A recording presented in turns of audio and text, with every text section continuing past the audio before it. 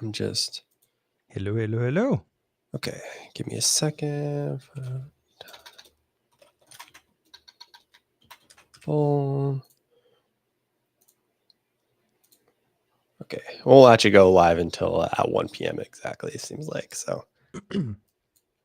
Oh, it won't. Okay. I have to force it. Give me 1 second. I'm trying to get things situated here.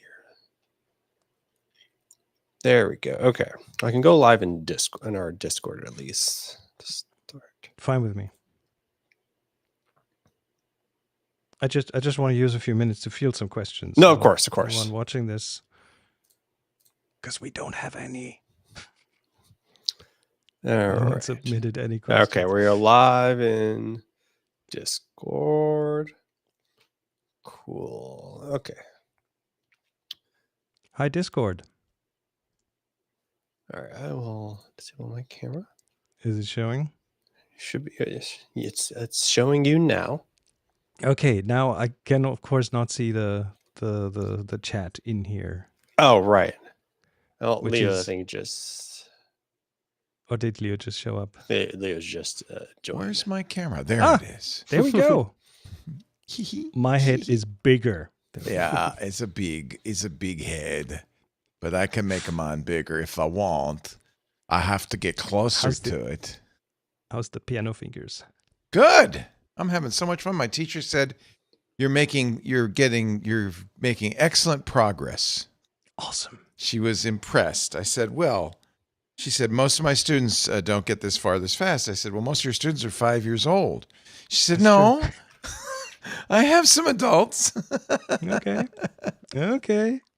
I got my new B because my old B got worn out. I wore it out. Too much love. So I wrote a script. Someone's saying no sound on Discord. Oh, it's normal. So that's normal. Okay. Look, I got some bee stickers. Oh no. Bee bee bee.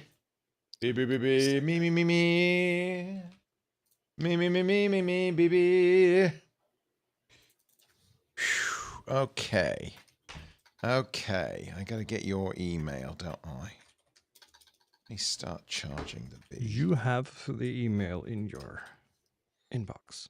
In my inbox, I've got some email. In your email. No, it does help if I hit that one button. There we go. The bee is now waking up. So people on the stream, let me we just have this check in Discord. Sorry. ticker going on.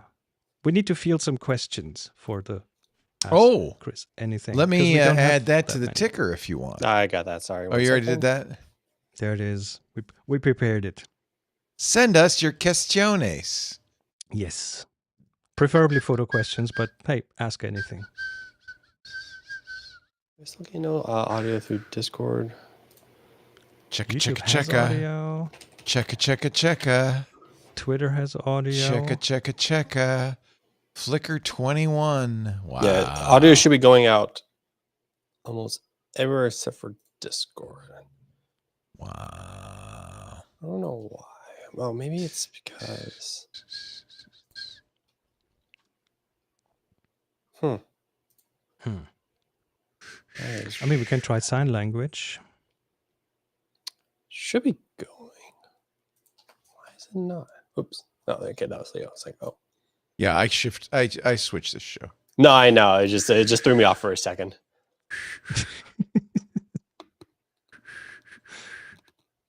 Too much switching. Give me one of those switchers. I'll add there to we the go. mix. That's what I was going for. Looking good. Let me know when you are all set and ready to go. Always ready. I wrote a script. I'll show you my... You wrote a script? Well, I had Claude write me a script. For what? Let me go full screen. I gave it a fantasy. Intro? I gave it a fantasy. Okay. I said, Claude, dear Claude, here's the fantasy.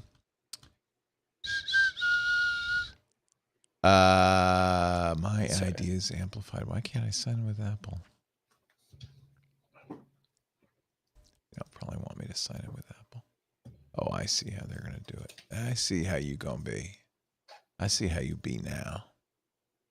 I've just fallen down the cursor AI hole with Claude 3.7 thinking, oh my God. That's what I just did. I had Claude. So I gave Claude a premise. And I said, write me a script in the style of Aaron Sorkin. No, I was doing software development with that thing. It does that That's a too. different sort of It does script. that too. It's kind of amazing, isn't it? I've done a little bit of that too. But I'm not sure I would trust without verification. No, of course you need to verify. Yeah. As with anything LLM, but still, you said it. It's impressive. What are you writing? What are you coding up? Just I was trying to find a simpler way to identify clip-worthy material in YouTube videos and clip it into minute clips. Oh, shorts, and were you able to get that done? It works. It's not super reliable in the selection. It uses some criteria based on the transcript and the word density and the kind of things being said and so on, but needs some manual selection. But just clipping it from YouTube, putting captions on it, and I'm in the middle of it, but it's very promising. It's very promising. Cannot load So junk. you can have automate that kind of stuff all of a sudden. And if you set cursor AI into YOLO mode, which means just do whatever you need to do, even on the system, then Incredible. Oh, it did it. It did it. What happened? Son of a bitch. It's midnight mode. Yes. Okay. Having issues with the Discord client right now. Some weird interaction with the lights. The back lights screw up the front lights. And then they go white. It's just a DMX Anyway, thing. back to your script. What did you... Well, I'm trying to load it, but I can't because Apple, at this point, will not load my spam folder, which is totally crazy. Yeah, no, okay. Maybe I have to do this in Safari or something. What is that? What's that? This is me checking Sounds Discord not for me. audio. Oh, you're checking. Is it still clutching up? Yeah, it is. At this point, I'm probably just going to point people to go to our...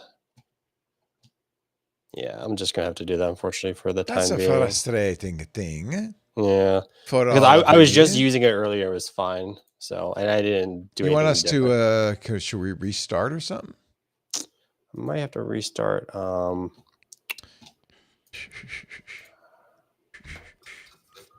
Yeah. I might have to restart the eCam. I mean the virtual machine at this point. So Huh.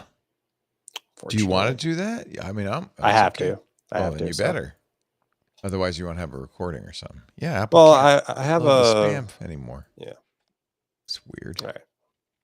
All right. Let me do that real quick. Affinity. Sorry for the delay. No, take your time. I'm getting this script for my friend here. I'm getting him a little script. Will I get high poetry? No, it's I gave him a premise. I said the year is 2026. And nope, not that. Claude. Hello, Claude. I have to show you I have to show it to you this way because I can't get into it on the Mac for some reason. Let me full screen this. Okay. So it is. Here, I can zoom in. This is a prompt. And then I said, do this in the style of Aaron Sorkin. And it actually gives me a look. Okay. Wait a minute. Where is it? Where's the script? Oh, here it is. It's called The Restoration. Fade in. West Wing, corridor day. James Harrison, 50s, newly elected Speaker of the House, walks briskly through the corridor, flanked by his chief of staff, blah, blah, blah. The vote's scheduled for 2 p.m. We have the numbers. All 312 Democrats are on board, plus 22 Republicans crossing the aisle. I don't want 22 Republicans. I want 50. Sir, we only need, I know what we need, Elena. I know what the country needs. This isn't a partisan blood sport. This is national restoration. The economy lost another 200,000 jobs last month. That's the sixth straight month of decline. The deficit, 4.8 trillion. Treasury bonds were down, and we're going to fix that. But first, we're going to remind America what accountability looks like. Good morning, patriots. This is good. This is so good. It's giving me actually chills because what happens is the last administration didn't just damage our economy, they set it on fire and danced around the flames. We're not patching the potholes here. We're rebuilding a foundation. The markets are watching today's vote very closely, sir. The markets can wait. Democracy comes first.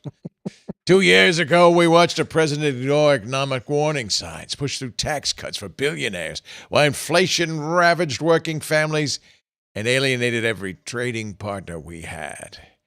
And when the inevitable collapse came, he blamed everyone but himself. Today, we're going to do what the founders intended, sir. We're going to use the constitutional remedy for a president who has violated his oath. Then we're going to get to work. So they impeach him. Oh, so this is the prompt. It goes on. It's great. I'll give you the prompt. This is a good outlook. I want that future. Well, this is my fantasy, right? And I won't say this on the show, but this is what I said. Write this like Aaron Sorkin would. It's 2026. The MAGAs have left the economy in tatters. A blue wave sweeps the country in November. Democrats get a supermajority in both houses of Congress. They first thing you got to do, elect a competent leader as Speaker of the House. Then impeach Trump and Vance, because, of course, the next in line, which you wouldn't know as a German, is the Speaker of the House. I do know that. Oh, you know more about so American smart. You probably know politics more about it than than we do. So anyway, Yeah, that's my well. fantasy. And it wrote quite a good script, so I'm going to find some actors. See if bring it to, see if to Martin the stage. will do it, and will be the Broadway. But we bring it to Broadway. Yeah, it's pretty. Bring funny. it to Broadway. It's pretty fun. I haven't read the whole thing, but you get the gist. Yeah, totally. Yeah, That's and my totally in fantasy the style too. of Aaron Sorkin. They're walking, talking, and everything. It's hysterical. Okay, so let me get rid Sorry, of that. still trying to. Oh, good. All right. Doing something a little unconventional. I was bad. I didn't take any bold photos. Oh, let me log into Flickr. Well, I'm you using made a new bold browser, script. and so I have to log into everything fresh. I decided to give up on Arc because they've given up on it. And I was going to go back to Firefox, but there's this great browser, Linux, Windows, and Mac, called the Zen browser. That's a Firefox of Blink that. engine. Yeah, somebody told me about it, and I was like going crazy. But it's the Arc interface, so I get all the benefits of the UI I like with, and I'm just very thrilled. I'm just very happy. So clear. Why am I seeing? I just want to see this. Good. I don't know. Why am I getting this join groups thing? How can I get rid of that? I don't want it. I guess I just stuck with it, aren't I? All right, let me know how things are right now. Sound, but is it good sound? How's Is it the good sound, sound? everybody? Everybody. All right, is there any Are we weird still feedback looping going? garbled? Are we? Rock Is there any your feedback coming body. through? That's what I want to know. Looking Somebody good. says you fixed it. Yeah, just want to make sure there's nothing weird. Everybody. apart from me. Okay. Think Back streets back. All right. all right. Thank All you right. for hanging out. All right. I think we can begin. Okay. What's this? Let's begin. Save that for the future. Okay. Oh, and by the way, workshops, just a general mention because Yes, everything is I like will. set in stone and nothing really to sell there right now. Oh. Not for a US audience. Oh. Not You for sold now. it out, in other words. I can make a little potential announcement though. Bhutan? No. Damn it. Damn it. You never have time anyway. I know. You're on cruises and No. whatever. We have cleared the slate. We're afraid of leaving the country now. So, because I'm they afraid. won't leave you back in. Yeah. Yeah, Mhm. no, they'll let me back in. And Lisa's afraid that if we went to anywhere, they would spit on us and shoot us. She's afraid that our reception as Americans would not be very good. I keep telling her, no. Chris says they still love Americans. Oh, she doesn't want us to talk about that. Okay.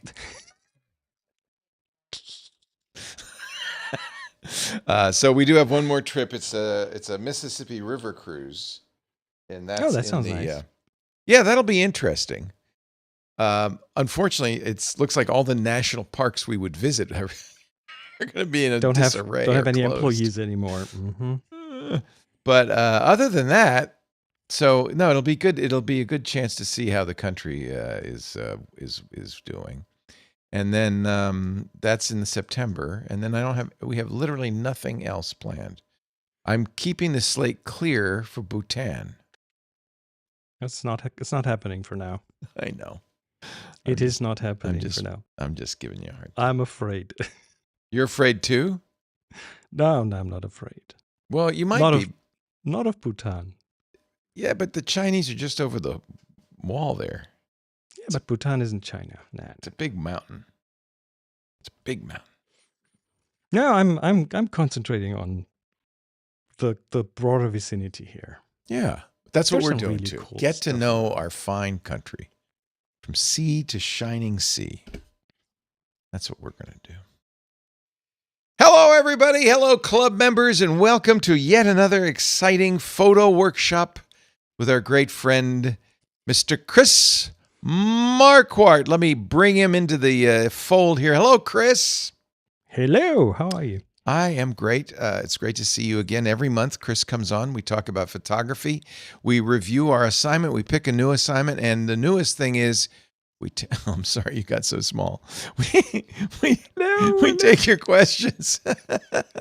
Me and Tiny Chris will take your questions.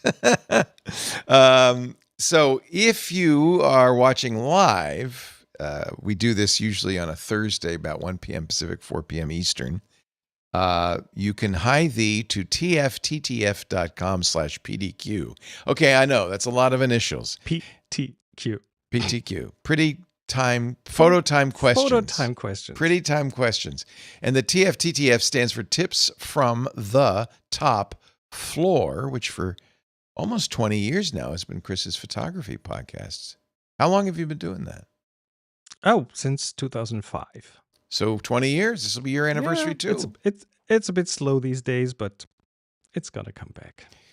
He's not on the top floor anymore. He's in the Viewfinder Villa these days. At the bottom floor, actually. Yeah, he's in the ground floor. It doesn't sound so nice. Tips from the ground floor might be a useful podcast, but that's for somebody like me to do. This week, our photo... Oh, I should mention quickly, Chris also leads fantastic photo tours and workshops. And while there is nothing currently for the United States open, keep your eye peeled. Well, or no, is that not true? Most of them, it is true. I'm the one bigger thing I'm doing is sold out, which is my Eastern European photo road trip. Where we talked about that last time. You had a couple of seats left, so that's sold out. Right, but there's nothing of that kind on the slate right now. But I am thinking about doing another photo road trip here in Germany. Oh, that'd be fun. To the Black Forest, to the Alsace in end of November, to see the Christmas markets there and photograph them. Are you listening, Lisa?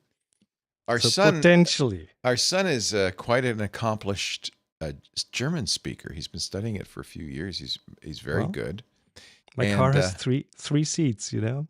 Yeah, he would. Three guests. We actually asked him the other day, I said, would you like to go to the Christmas markets in Bavaria? And he said, yeah, he was kind of tentatively interested. That would be really fun. It's not fully planned yet, but it's been in my mind on and off for a while. Lovely. And yeah, that'd be lots of beautiful stuff down there. Yeah, we've been there. The Black Forest sounds very spooky. No, it's not. It's not. it's the Black Forest is fir trees, and they are a bit darker than the leafy trees, and that's why it's called the Black Forest. And they have excellent ham. They have excellent ham. They have lots of excellent things, and cuckoo food's very clocks good. in very touristy areas as well. Yeah. So, and Alsace has some amazing sausages. So actually, it was fun. We went down the Rhine in Bavaria to all the little towns, and each one said, "Where were you? Oh, Nuremberg. Oh, don't eat their sausages. We have much better sausages here." Every town said their best sausages were here. And Regensburg, Flammkuchen, Nuremberg, everywhere. Of course. Pardon me? And Flammkuchen, of course. Flammkuchen. Which is it looks a bit like a pizza, but it's not. No. Excellent stuff. All right. We have a photo assignment. Our assignment this month was bold, and we got some bold submissions to our Flickr group. If you're not a member, of course, you want to join Flickr. It's free at flickr.com, and then join the group, because there are some wonderful groups in there. Our group is a large group. It is, let me see here. 14,000 members. Wow. It is ginormous. Really it is really ginormous. So almost 8,000 pictures. Yeah, that's great. And we have, it looks like here, 13 submissions in the bold group. But what Chris does is narrows it down to his faves. That's what I do. Yes. So I've looked for bold pictures, and bold can mean a lot of things. So people interpreted it as as different things, and from bold colors to bold stances to bold, I don't even know. So the first one I chose is by Gregory Chesney, and initially I thought, oh, that's a weird framing and it's a weird exposure. What we're seeing is this pigeon, but I love how this pigeon, you can literally hear it say, "Are you looking at me? Are you looking at me? Are you looking at me?" And I found this so funny. So funny. That's what it's doing. So it's a bold pigeon. I love this. I loved it. It's a very off the cuff kind of shot. Again, strangely cropped a bit too tight at the top, but then there might have been something behind it that would have dictated that. So, but yeah, just wild. This is a very human expression. Yeah, just that's a fun shot. Yeah, I like this. Yeah, little snapshot. Very. Why is it so wide? Maybe he cropped it that way. Oh yeah, it's definitely a crop of probably too much distracting stuff. What I often do with a photo is I start at what it's about. I crop it down really tightly, and then I open up the crop to the sides and see if anything distracts from the subject, and then I end up with weird crops, and maybe Gregory did that. So it's okay to not keep the aspect ratio of the original. Why do you have to? I mean, everything's okay when it comes to. There are no rules. Yeah. Good. 0. Very nice. Thank you, Gregory. Very nice shot. Okay. User 20 March 1989. What a username. Birthday? Maybe. Yeah. Possibly. Or maybe the day they joined. I don't know. Brought us the photo titled Boldly Aging. And it says Lens Baby Soul 45. So it's a lens baby. That's a special kind of lens that let me show you one here. I like the lens babies. Yeah. Here's one kind of lens baby. It's a tilt shift lens, right? Well, it's a squeezy lens. It has a weird squeezable thing in there, and that changes the. This is not the only kind of lens baby. There are others, but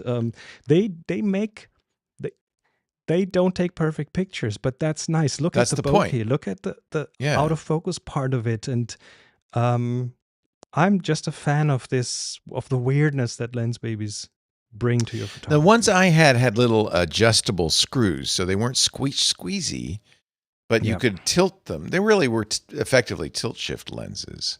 Not good ones. Sort of, yes.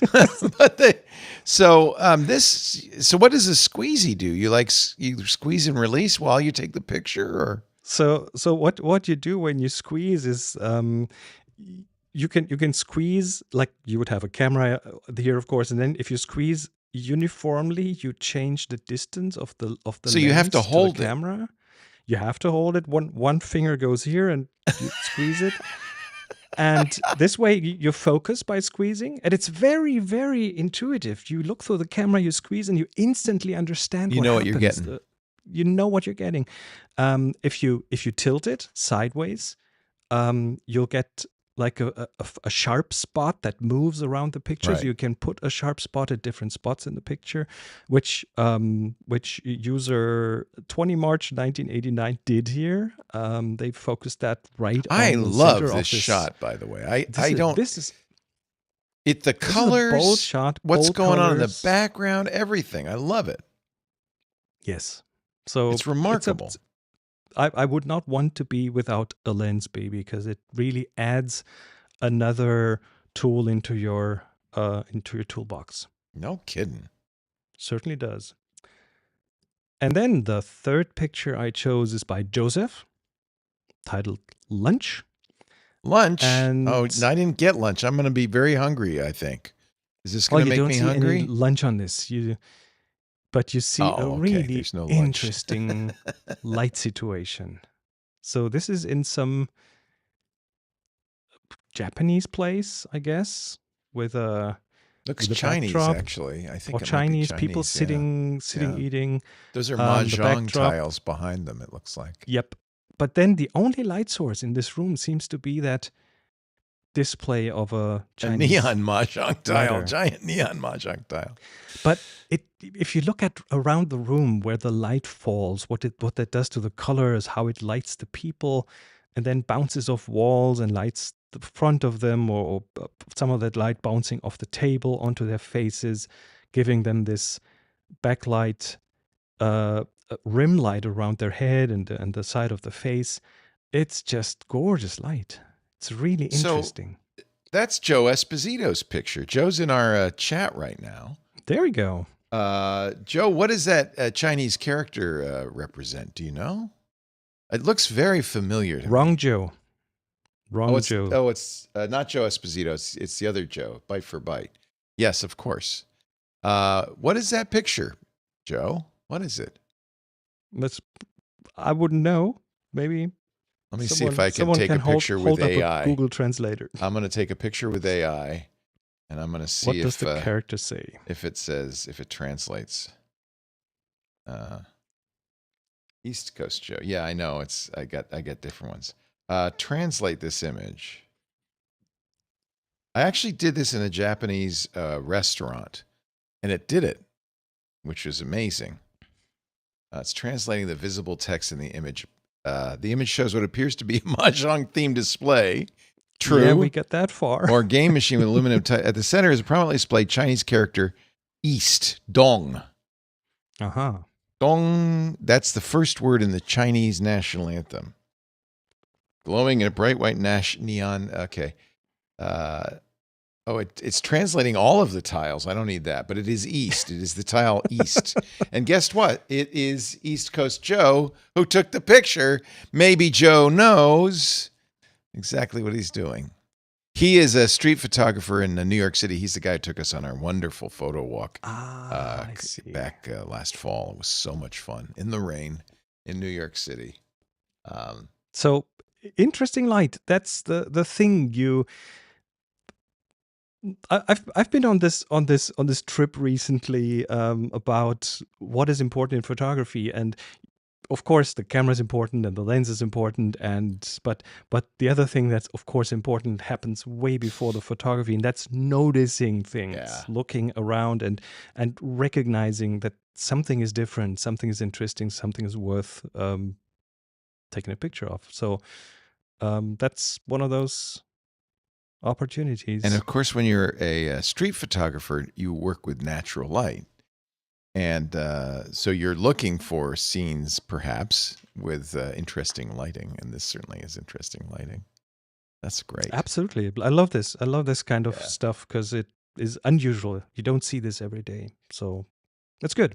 I love all of the pictures we got. They were so much fun. Yes. So thank you to the folks who submitted. All of them were good. I mean, there were quite a few great pictures here. But there are a couple, 3, bold shots. Thanks Yes. to everybody who submitted. Now, by the way, I forgot to mention at the beginning of the show, we definitely want your questions.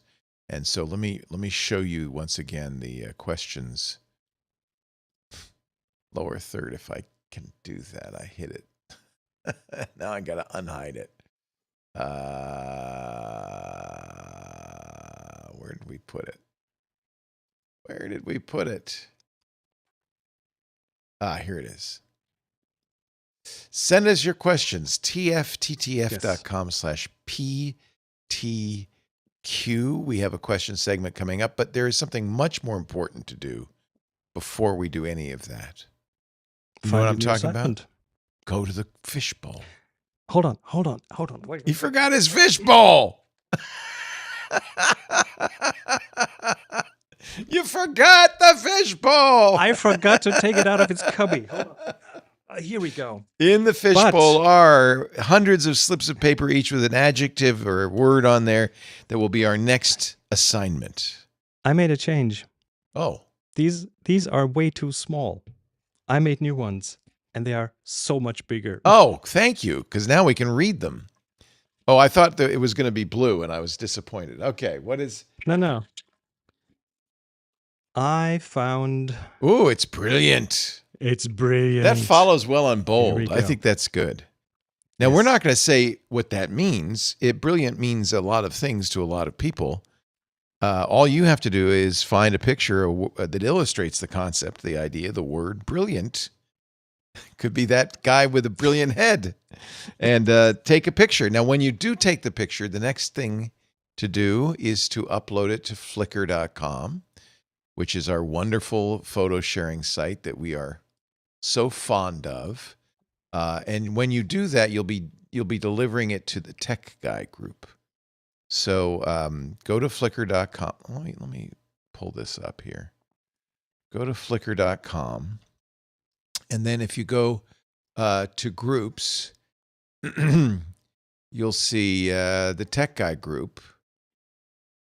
And by the way, the groups on Flickr are great. I'm in a lot of groups like the Black and White group and the Leica group and so forth. It's a great way to see pictures, around a certain topic.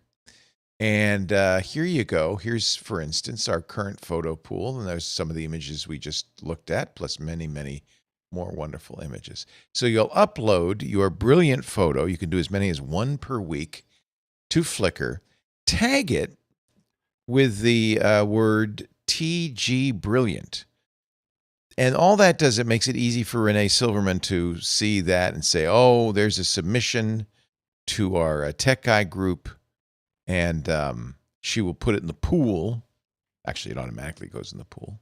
Then Chris will search for TG Brilliant in about a month, and he'll find all of our wonderful images, and he can pick a few to talk about. TG Brilliant. And all of this is free, by the way, although we are pro members. Actually, Flickr is part of your newscast today. This is a nice segue into the first piece of news, because Flickr just turned 21. And I am so happy that Flickr is around, because I've used it in several projects. We've been using it since 2006 here on the Tech Guy and other related things. 14,000 members. 8,000 photos. And Flickr is the OG of a lot of things. First of all, Flickr was the first social network around photography. I think it was one of the first social networks overall. Yeah. It introduced things like tagging and metadata in photos on a website. It very early from the start allowed embedding photos in other websites. So it has an API. There's lots of integrations there. It's kind of like the YouTube for still photos, right? It is, and if you're a Lightroom user, for example, you can just straight post your pictures onto Flickr. It's integrated. Yeah. It was the first one to have a sort of a groups feature. It integrated Creative Commons licensing, which is amazing because that kind of developed around the same time. It has a Flickr Commons where like Flickr.com/commons gives you a lot of open open photography from archives and from museums and so on. It was a very early online app that used what back then was called Web 2.0, which had some technologies that were pioneered on there, I think. It was the first thing I'm aware of that allowed you to search by content. You could search for cows and find pictures of cows, which today is very normal, but they were the first ones to integrate that into their photo catalog. Early machine learning, pretty much. Yeah. And it has a quite moved history. I mean, it started in 2004 as a side project and then became important, and it was bought by Yahoo, and then it was bought by Verizon, and now it's owned by SmugMug. And as opposed to other social networks, Flickr is not venture capital backed. No, SmugMug is a family-owned company, and there are serious photographers, and that's what makes me so happy that they bought it, because if anybody should own Flickr, it's SmugMug, I think. Exactly. And they have two tiers that you can go in. The free plan is pretty generous. They give you 1,000 photos that you can upload with some minor restrictions. And then there's a pro plan that you and I are on, which gives you like 1 terabyte of space for your photos and statistics, and no ads for you and for your visitors. So if you have a pro plan, people looking at your pictures won't see ads, which is nice. And yeah, Flickr, happy birthday, 21 years.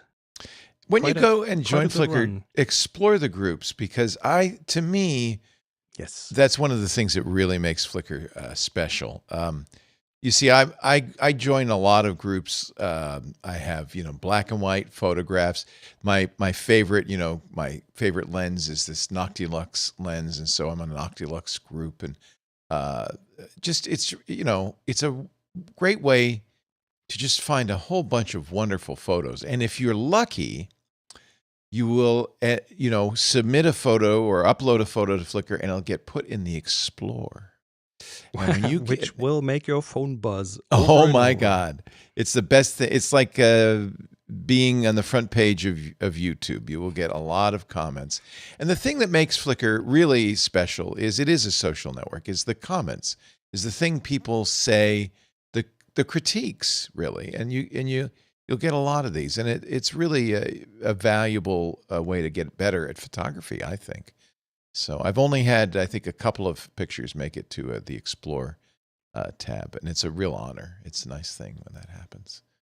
So it's as opposed to some other photography-centric social networks, Flickr is about photography and not about brands and selling stuff. Yep. And that's the good thing. That's the nice thing. Yep. This is what Instagram is no longer a great place for still photos, and there's a lot of people trying to replace Instagram like PixelFed. Flickr is the original, and I wish more people were members of Flickr. It really is absolutely the place to be. Some great photographers are there. So we're glad we can promote Flickr. Happy 21st birthday. It's 1 year older than our shows. Isn't that interesting? Yep. Yeah. You and I are both celebrating our 20th anniversary in podcasting this year. And Flickr helped kickstart a lot of things, because it was the platform for people to meet and to find things and to discuss. And I've been on Flickr, as you have, practically since the beginning. It says I'm a member since 2000. Oh no, the group is since 2007. Wow. So we've been here a long time. I don't know when I joined, but probably very early on, because I'm a big fan. Big fan of Flickr. Yes. All right. So what else is in the technology news? Let's talk cameras. I have to mention the Sigma BF. Have you seen? Of course you have seen it. I haven't.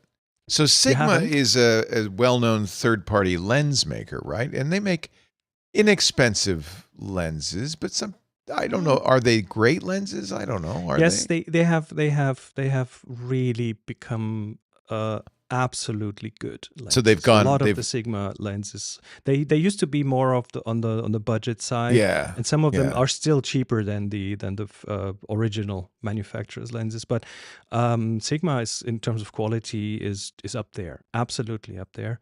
So what is And this new thing? The well, BF, every now and then your they best make a friend. camera. They Oh. no, it's No? not your best friend. They just brought out a new camera, the BF, which is their claim is it's radically minimalist. It sure They is. have Wow. completely stripped it down. What we're looking at is a unibody aluminum camera. That's I'd say if Apple made a camera, that would probably look like that one. It's It's milled beautiful. from a solid block of aluminum. I think it takes them 6 or 7 hours to mill the case. What is the mount? Because I It's see it's interchangeable lenses. it has an L mount. That's the L same as the mount. Leica mount, right? That's the Leica mount. That's the Will Panasonic work with all my mount. lenses. Yes. So it is a full frame camera. It is very stripped down in terms of the optics and the case and everything, but it is a full frame sensor. It has buttons and a dial and a big screen on the back. It doesn't have an EVF, unfortunately. That's one of the points of critique. Oh, so you have to use the LCD panel to frame your shots. You have to. Okay. It That's has all 24 right. megapixels. It shoots 8 frames per second. It has an electronic shutter, so no mechanical shutter in there. It doesn't have a card slot. But What? it comes with 230 gigabytes Oh, internal memory. That's So plenty. Yeah. that is plenty. And they'll release it in April for I Now, think 2000. before I do this show, I make Lisa take my credit cards. But just out of curiosity, how So- much? 2000. Well, that's actually not bad. I mean, I So have really good lenses I could use with this, so I don't have to buy a lens. So Look how this pretty. camera, well, why do I find it interesting? We're seeing a trend toward simplification. We're seeing, Yeah. like look at Gen Z and the digicams, the 2005 Right. digicams. We see a bit of a rebellion against smartphone photography because it's too clean and too perfect. In the context of taking clutter out of things, in the context of mental health, in the context of distractions that your smartphone throws at you all the time, it's always nicer to have a dedicated camera that does only one thing, and that's photography. It's a mindfulness experience, and that's, I think, why this camera is so interesting for me. I'm probably not going to buy it, but it's pretty cool. It does have some drawbacks. I mean, we're looking at a camera without an EVF, and if you want something to look through with your eye, then that's not going to be a camera. But It does would- video. it does video. It does 6K Yeah. video. How In general, I mean, it's we'd have it's to a see the capable reviews to camera. see how good the autofocus is, how good the, you know. Yeah, the autofocus isn't a problem, but you will of course see seasoned photographers who complain about the display being fixed and not movable and so on. Oh, you can't tilt it Um, up. Okay. No, Yeah, but it's simple. very, It's very simple. It's very simplified. And of course, you do have access to different modes, shooting modes. It's just a bit hidden. It shoots raw menu. though, right? I noticed they have these different Oh, yes, it styles. does. It Oh, does, good. yeah. Okay.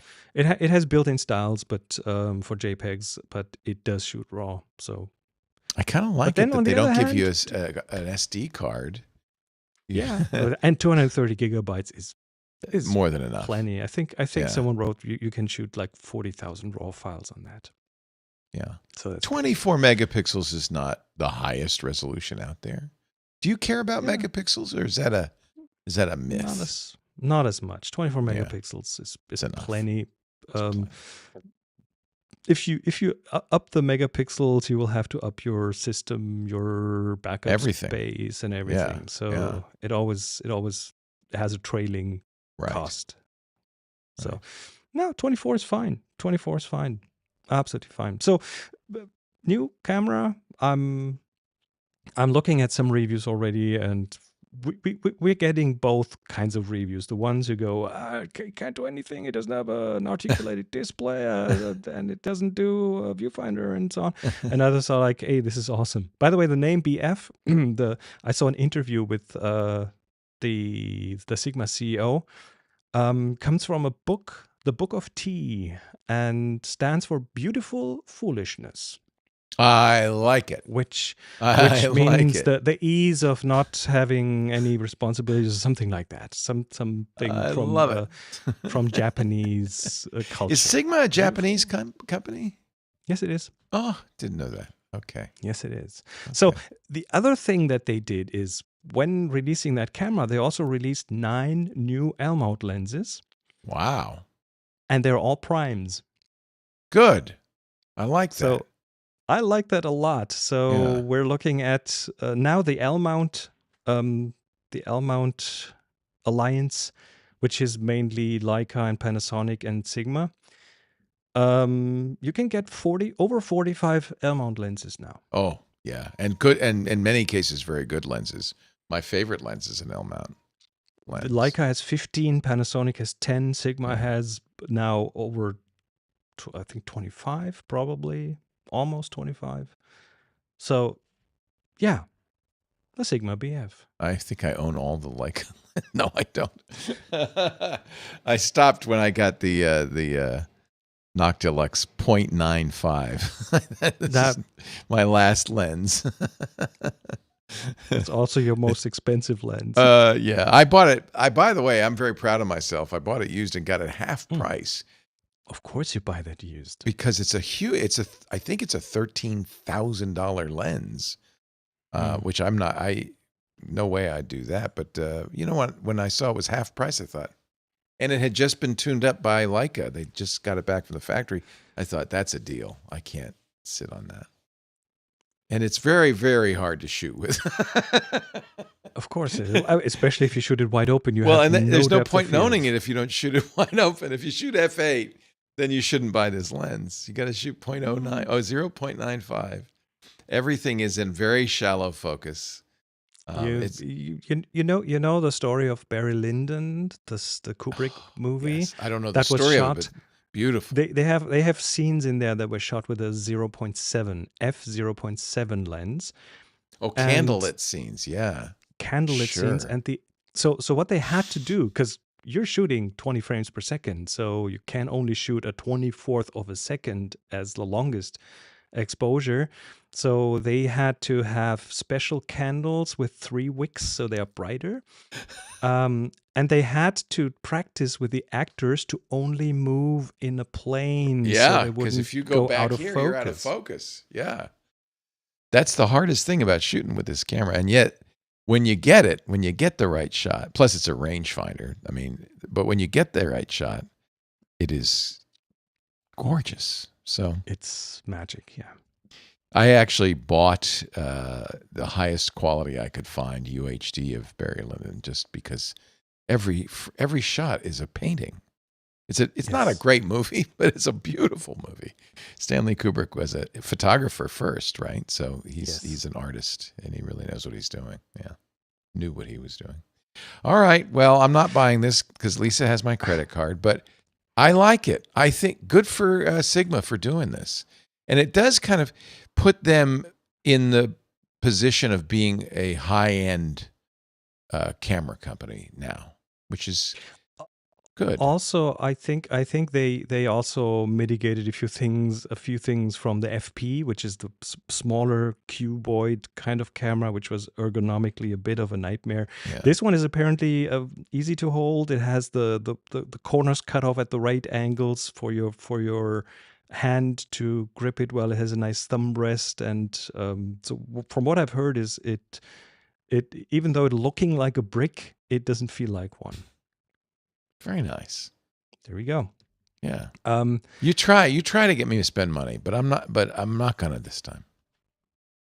Maybe you can spend money on a book, which I just came across an article on Petapixel about a photographer who captured baseball courts in Hong Kong. And what I didn't know is that Hong Kong has 2,549 baseball courts. He got a picture of every one of them. Basketball courts. Yeah.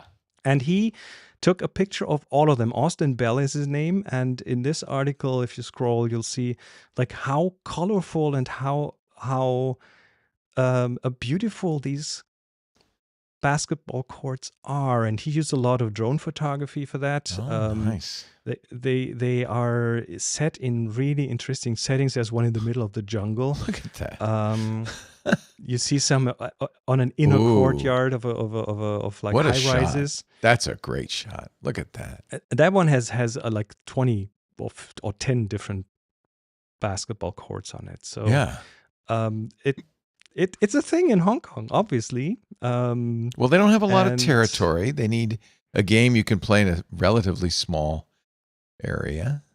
So what Austin Bell did is he started that project in 2019. It took him 140 days to take pictures of all these courts. And in total, he's kind of now the basketball court photographer in their environment, right? Or in different environments with streets crossing above them and so on. He in total now shot over 4,500 basketball courts in 16 countries and 18 U.S. states. That's a little obsessive. But I might want to take pictures of some other things too. But look at the variety. Yeah, that's true. Not that he's shooting the same thing over and over again. He's shooting different landscapes, different city configurations, streets, bus This is why I like terminals. artists, because they are obsessive sometimes, right? And it's their obsession that makes this. It's a gift to us. It may not be a gift to them. It's a very good example of, I think, the value of having a project. Maybe like photographically collecting something. Right. That's always a good idea. Be it like letters in the wild of the alphabet, or I don't know. Find something that there are more than one of, and make a collection and take interesting photos of things. It is true that each of these very valuable photos is different. So it isn't like it's all the same basketball court. They're all very, very different. So he gets to express himself in a variety of styles and ways, just all centered around one thing.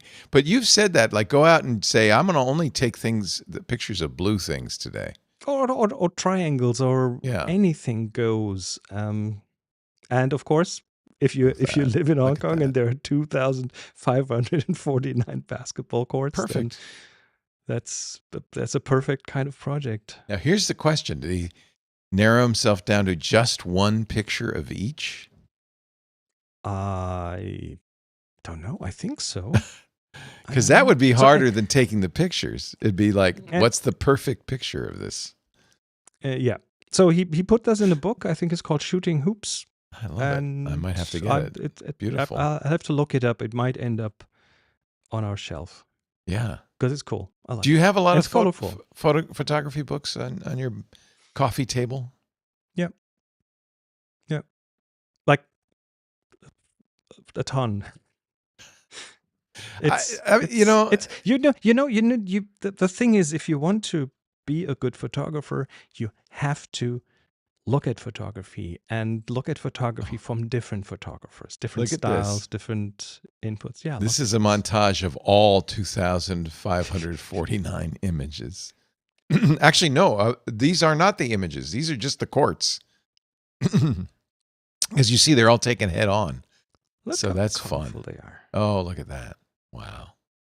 So this is his website, Austin Bell's website. And you can get the book there. Probably the best thing to do is buy the book there. Give him a little extra. $49 pre-order. That's not even too bad. Now wait a minute. I might get the playing cards. Look at that. Look at that. 50. You get the 52 best pictures. That's actually more because there's 2 pictures per card, so it's 104. That's good. Plus the jokers. Love it. Awesome. Love it. So I'm gonna order that. That's hysterical. There we go. Wonderful project. Yeah. What else? All right.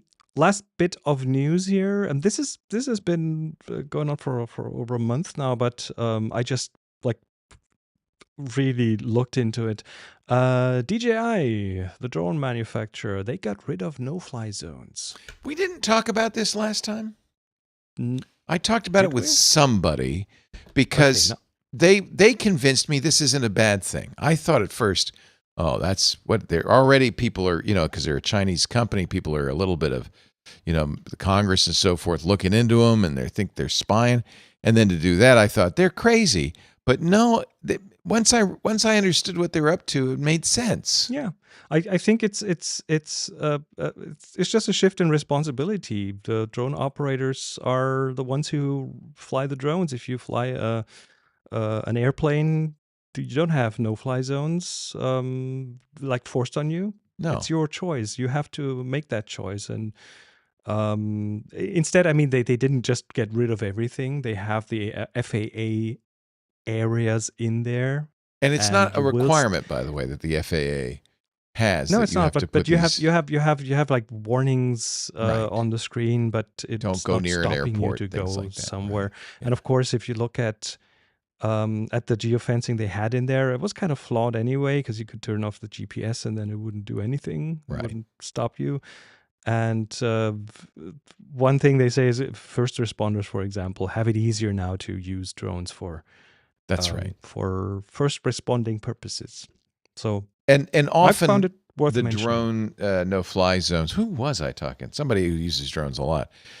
Were incorrectly mapped, so you wouldn't be able to fly somewhere completely legitimate, and you would be able to fly somewhere dangerous. And so if you assumed that, they're never going to let me fly anywhere dangerous, you might actually accidentally fly into somewhere you shouldn't be. So it made a lot of sense for them to get rid of it. They said they did it originally as a goodwill gesture. Plus, people didn't really understand drones very well. And then just the thought of having to manage worldwide flying zones, and I wouldn't want that job anyway. No. So I don't want that job. I don't want it. No. all right. Questions? Did we get any? I brought you a little show and tell. 5 minutes. Oh, Lisa, hold on those credit cards. No. No? This is nothing. Well, you can get one used. It's okay. You know how a remote release works. Yes. Like a mechanical Yeah. remote release. You screw one side into your analog film camera, or some People newer probably cameras have these things. Look at their cameras and go, why does the button have Leica a has hole one, in it? yes. Yeah, So- why would they put a hole in that button there? Well, that's why, So right? The way this works is if you then press down on this side, you see that pin coming out here. Right. And this is how you release the shutter. But what do you do with a mechanical camera if you want to take a selfie? I don't know. What? You use this product. Is that a remote? It is called the Autoknips. It's a German invention. It's from 1910 or something. What? It's a So fully it's a timer? mechanical delayed timer. So let that's me show hysterical. you that. So here at the bottom it has the little thread. poker, So yeah. you screw this into Yeah. the hole of the camera, and then you hold on, not so fast. So you turn this little thing here, Yeah. and there's a clockwork in there, and now you let it run, and watch what happens here at the bottom. Wait, It's winding down. and see the poker coming out? Yeah. Click. That's the cutest thing ever. This that thing is pre-digital era, my friends. super pre-digital, and you get them in different, like you can buy them used. Autoknips, AUTOKNIPS. Autoclips. You'll find them on eBay, and they come in different shapes and forms. They've been built pretty much up to the point when these clockwork timer releases were then at one point just built into the cameras. But this one, you can turn any film camera and even some Leicas into like a little mechanical Very cute. self-timer. And then you see this thing rotating, and that is, of course, with the red thing on it, that's giving you like an indicator when the picture is being taken. Very cute. That is very funny. And of course a great German name, Autoknips. Well, Knips is the German word for click. Press the shutter. So it's an auto And click. auto is auto. Yeah. So it's the Autoknips. Autoknips. The Knips is a good word. Autoknips. I like that. So there you go. Do you knips a mouse? No. You knips only photos. So, okay. That's interesting. So it is a word I don't think have an analog for in English. I think knipsen is a bit of a derogatory term, as in, like, you're not snapshot. a photographer. You're just doing it's taking a snapshot. So maybe it's a snapshot. Yeah, it's a snap. But we don't call pressing this button snapping it. We call it clicking it. So I think there is no word in English to replace knips. So I'm going to use it. I love it. All right. That's the news and the show and tell. On to the questions. We have 3 questions. Good. First one from last week. Brett Jones asks, he says, not a question, but with more people using film these days, I'd just like to say that if you buy a vintage film camera, the first thing you should do is replace the light seals. Very easy to do. Light seal kits are available on eBay. A CLA, a clean, lubricate, and adjust can come later. Very true, especially cameras that have like foam seals, because a lot of these older vintage cameras, if they have foam seals, it was in the early days when foam was new, so they didn't have long-term experience with foam, and some of that just turns into goo and gums up everything. So yeah, changing the light seal or having someone change the light seal for you is a good idea. Yeah, absolutely. So that is... Sounds like somebody with experience. Like, yeah, don't be me. It's gonna become like black tar kind of thing, and you'll have to scrape it out with a toothpick. Ooh, And yeah. Old cameras can do that. It's old plastics, you know. Yeah. So, question by Marcello, which I don't have a good answer to. What are your thoughts on the Hasselblad X2D? Which lens will be a good all-round lens? You're old. I have a Sony A1 and I use it. My go-to camera is in my daily bag. I want a new toy to play with. Do you have a wild card suggestion? I don't. I don't, but maybe if someone does have one, put it in the PTQ thing and we'll read it next time. I don't know if you have to use Hasselblad lenses with it. No, if you have an adapter, you can use any lens on that, of course. But I think, I always like to use the lenses from the manufacturer. Here's the XCD lenses. I mean, that's the first go-to, but of course, that's not a wildcard suggestion. This is their flagship camera. It's funny. Are they still medium format or large format, or are they now X2D? Yeah, that's a medium format camera. Oh, okay.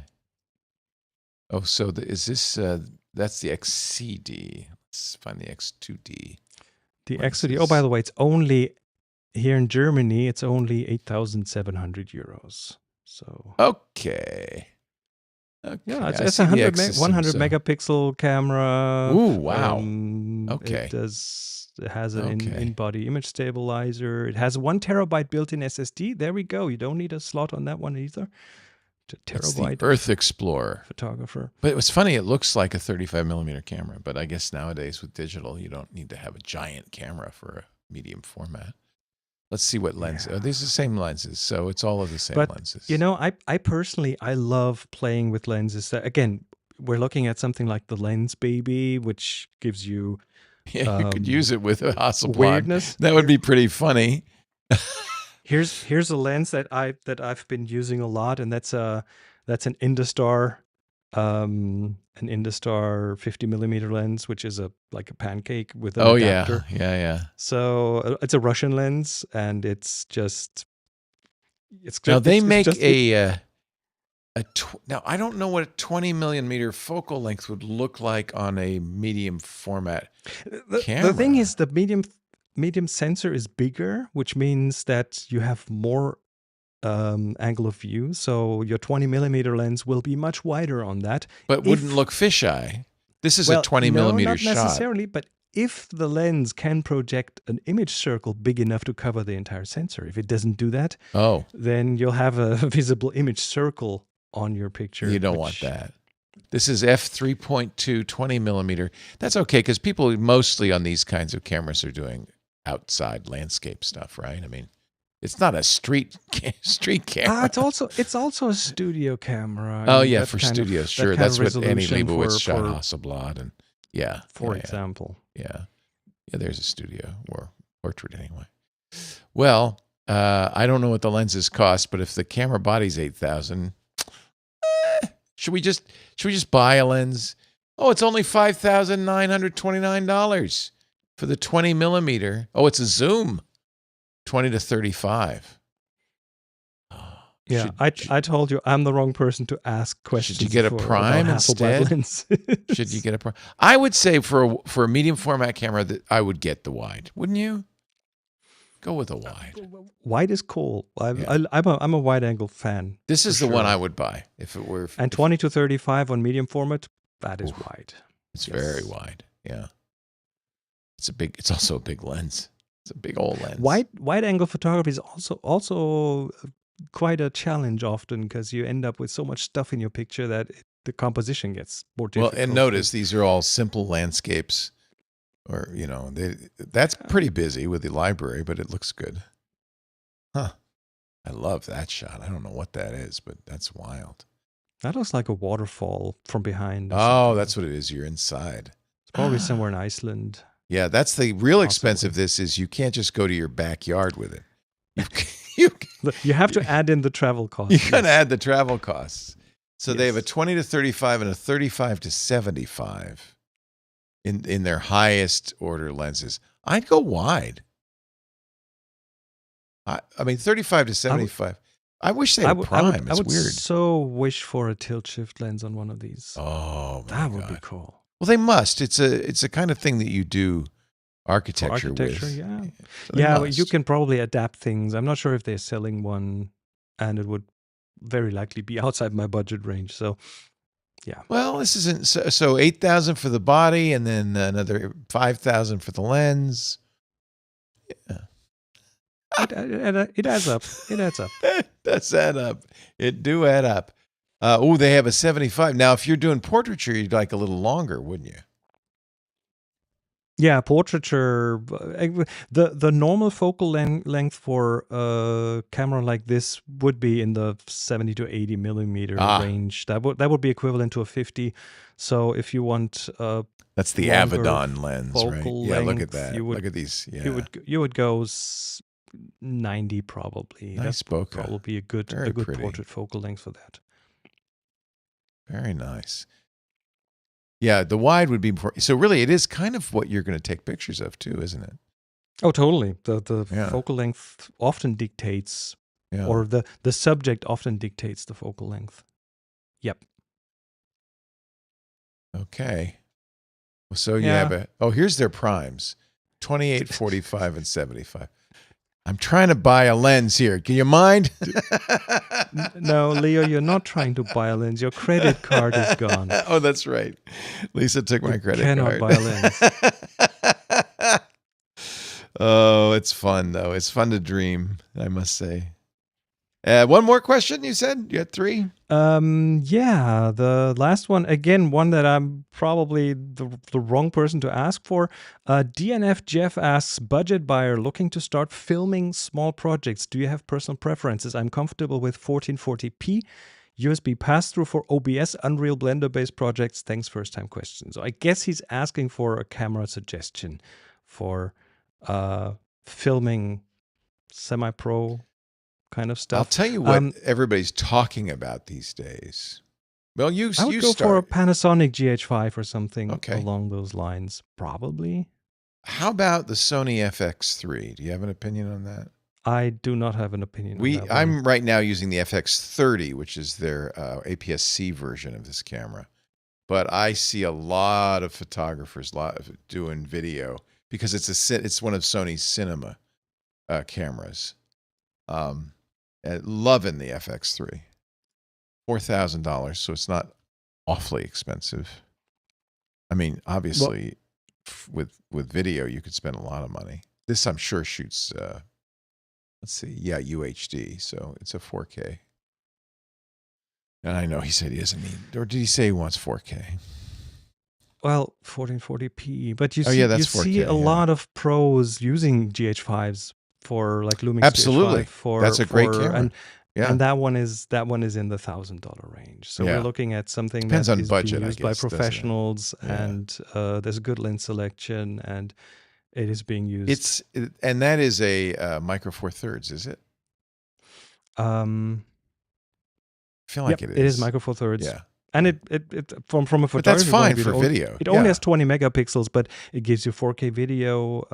You can even live stream from it. So there's I would look at the Panasonic GH. Everybody raves about that one too. And this is he said he's is he the guy who's an A1 shooter? No, that was the last guy. That was the last guy. Yeah. And the Panasonic even gives you RTMP live streaming, so you can stream into other systems that can ingest RTMP, which is often used in a professional environment. So, yeah, a lot of people rave about that. But so you have a high end choice or a low end, not a medium end choice and a lower end. And choice. they're both really both good. Would do fine. Yeah. Maybe that comes down to your to your access to lenses. Possibly. Absolutely. Yeah. Yeah. So is the GH4 the most recent? This has been a lot. This is a line that's been I think the GH5 is the current one. The 5 is the current I believe. one. Okay. Yeah, they've been doing these for quite some time. I'm just looking for a link to a GH5 here.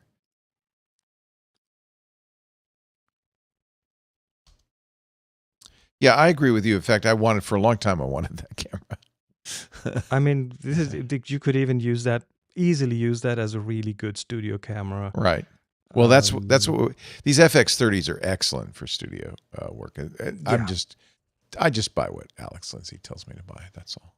He would probably be the better person to answer this question. I think he has an FX3.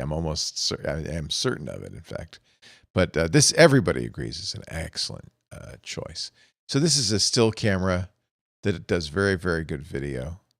As is the Sony. It is a still camera, but it's not being used by most people as a still camera because it is so good in video, and they have the video features in there, so you can use that for like professional work. Couple of good recommendations for you. Yeah. Yeah. Well, that does it. That's an hour. Thank you, sir. Brilliant is the word. Brilliant. That you are brilliant. Chris Marquardt, tips from the top floor. He is also at chrismarquardt.com. Oh, we got to change the name now to Photo Time is Brilliant. I will do that. And we are going to come back in a month. I wanted to schedule this. Darn it. I wanted to do the schedule before the show so that we could tell everybody when it's going to be. Let's do it right now. Tell me what works for you. The 3rd or the 10th of April. Wow, April. We're in April. How did that happen? Well, let's see. Choose maybe 3rd or 10th. Is the 3rd exactly a month? Yeah, it is. Yes. Well, let's do the 3rd then. There we go. April 3rd. Yes, my schedule is open. 1 p.m. Pacific. It's good for you still? Absolutely. And that is 1 p.m. is 4 p.m. Eastern. And because you are going to summertime and I am going to summertime, it will be 2000 UTC. We'll figure it out. It never went wrong in the past, did it? Because you know how to do the calculation in your head. No, I think I messed it up twice in the last 16 years or something. Brilliant is our subject for the next one. I've got to go out and take a brilliant picture with my f.95 lens. Look at this. Look at the aperture on that sucker. It is a big aperture. Wide open. Look at the aperture on my squeezy. On your squeeze lens. My squeezy lens baby. There's no aperture on that one.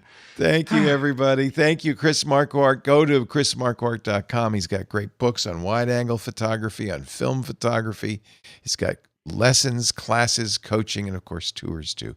chrismarquardt.com. Thank you, Chris. Thanks to our club members, too, who make all of this possible. If you're watching live and not in the club, because this will be, of course, a recording that will be available to club members only in our Twit Plus feed. But a number of people are watching us live right now on YouTube and Twitch and X.com and TikTok and Facebook and LinkedIn and Kick. Join the club. That's what supports all of this. It's what makes it possible. It's how you can watch it after the fact on the Twit Plus feed. And it's only $7 a month. That's 1/1000th of a Hasselblad. That is cheap. It's cheap. That is so affordable. Yeah, it's probably too cheap, but I want to make it so that everybody can join. Ad-free versions of the shows and specials like this one. twit.tv/clubtwit. Thank you, Chris Marquardt. Have a wonderful month. We will see you on April 3rd. We shall return with your brilliant photos. Take care, everybody. Bye-bye. Chris Marquardt is a bad influence on me. All right. Thank you, Chris. All right. Good show, as always. Great content. Thank you very much for having me. And I will be here on the 3rd of April. Yes. Mm-hmm. And I'm sure Renee is watching and can modify the No, I'll you'll do that? Okay. I'll do some of it. She does some of it. I do some of it. Nice. Yeah. I brought my camera to the Gem show hoping to get some bold images, and I didn't find anything I really liked. So I just have to this camera takes so much practice. I've got to practice more with it. Because it's like playing piano. Yeah. And what I practice. I have a darkener, but polarizer. Yeah, no, but a variable. Yeah, it is variable, so I can set it to a variety of different darknesses. It's an ND filter, but I think I like it without it. So I'm just gonna have to take pictures in the dark. I'm gonna have to be like that's the thing. Stanley if you Kubrick. shoot that thing wide open, you have too much light. You can't do it in the daylight. You leave the house. I did get some good images with this ND filter, but I think it does some stuff to the light I don't like. So yeah, I have to find a dark. I'll just take some night shots. Yeah, do it. Problem is, it can't be of anything that moves. the Petaluma nightlife. Thank you, Chris. Thank you, Leo, see you soon. and see you in a month. Take care. Bye-bye. And thank you to all of our club members. Great to see you. Yes. Yeah, the FX30 is what we use. And actually, this would be an excellent cinema camera, too, and less expensive. It's an APS-C, and the FX3 is full frame. But this is an amazing camera. I really like these. I have 3 of them. Really like this camera. Thank you, John Ashley. Appreciate you being here. Yeah, of course. And don't mind helping out, of course. I will. Yeah, normally Anthony's here, but he's on vacation. So yes, as awesome. Much needed vacation. Oh yeah, he has. He was not. He was full up. Yep. He was not accumulating anymore. All right. Thank you, John. See you all later. Bye bye, everybody. Bye.